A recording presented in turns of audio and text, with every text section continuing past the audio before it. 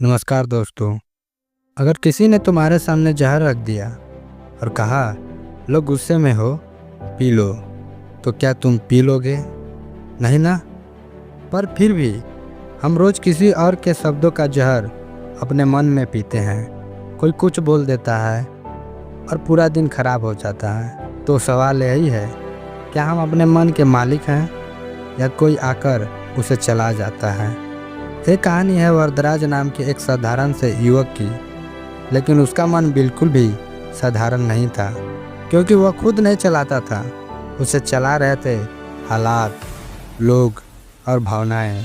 पर एक दिन ऐसा कुछ हुआ जिसने उसकी पूरी सोच बदल दी। एक ऐसा मोड़ आया जहां उसे अपने मन से एक भयानक सौदा करना पड़ा। कहानी में एक ऐसा रहस्य छुपा है जो आखिर तक तुम्हें सोचने पर मजबूर कर देगा। क्या सच में तुम अपने मन के मालिक हो या बस किराएदार? नमस्कार दोस्तों, फिर से स्वागत है आपका अपना चैनल बिंदास टूल में। चलिए कहानी को स्टार्ट करते हैं। वरदराज एक साधारण परिवार का लड़का था, लेकिन उसमें एक दोस्त था।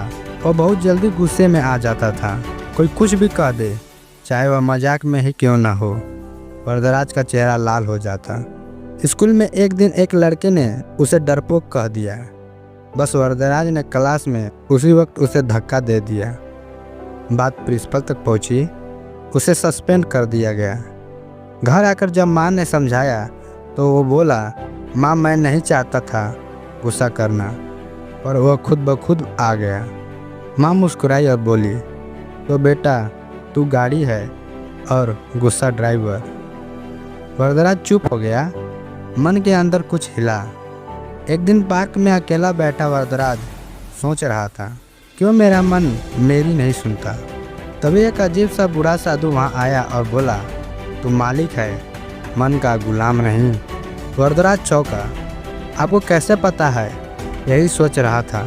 साधु हंसा, क्योंकि ये सवाल हर इंसान के अंदर छिपा है, बस कोई पूछता नहीं और कोई सुनता नहीं। वरदराज ने झुंझलाकर कहा, तो बताइए ना क्या करें?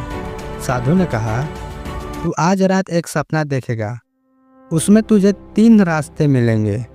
सही चुना तो मन तेरा होगा, वरना मन तुमसे आगे भाग जाएगा हमेशा के लिए। रात को वरदराज ने सपना देखा। वो एक अंधेरे जंगल में था।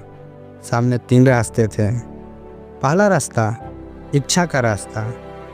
सब कुछ चाहिए, हर चीज़ पर हक चाहिए।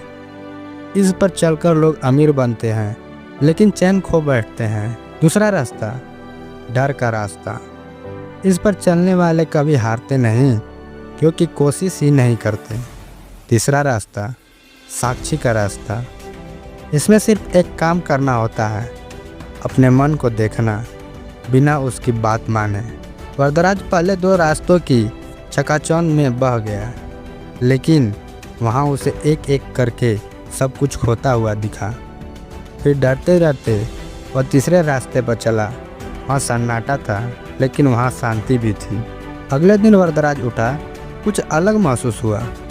अब जब कोई उसे चिढ़ाता, वो अपने मन से कहता, मैं देख रहा हूँ कि तू गुस्सा हो रहा है, लेकिन मैं तेरा मालिक हूँ, तू मेरा आदेश मानेगा। धीरे धीरे उसका गुस्सा कम होने लगा। एक दिन फिर वैसा ही लड़का आया जिसने पहले उसे डरपोक कहा था। वो फिर चिढ़ाने लगा, लेकिन वरदराज ने उसकी आंखों में देखकर सिर्फ एक बात कही, तू मेरे मन को नहीं चला सकता, क्योंकि अब मैं चला रहा हूँ। लड़का हक्का बक्का रह गया। सालों बाद वरदराज एक ध्यान गुरु बन चुका था। लोग उसके पास आते थे अपने तनाव, अपने दुख और भावनाओं पर काबू पाने के लिए। किसी ने पूछा, गुरुदेव आपने ऐसा कैसे किया? वरदराज मुस्कुराया और कहा, जिस दिन मैंने समझ लिया कि मैं अपने मन का मालिक हूँ, उस दिन मेरी ज़िंदगी मेरे कब्जे में आ गई, वरना पहले तो मन के विचार ही मुझे चला रहे थे। इस कहानी से हमें यह शिक्षा मिलती है कि जो अपने मन को जीत लेता है वही असली योद्धा है। मन कोई दुश्मन नहीं, लेकिन अगर तुम उसे पहचानो नहीं तो वो तुम्हारा मालिक बन जाएगा। और जब तक तुम अपने मन का मालिक नहीं बनते, तुम किसी भी चीज़ में सच्ची सफलता नहीं पा सकते। अगर यह कहानी आपको पसंद आई तो चैनल को सब्सक्राइब करें और अपने दोस्तों में शेयर करें, जिससे वे भी अपने मन को काबू में कर सकें और मन का मालिक बन सकें। धन्यवाद।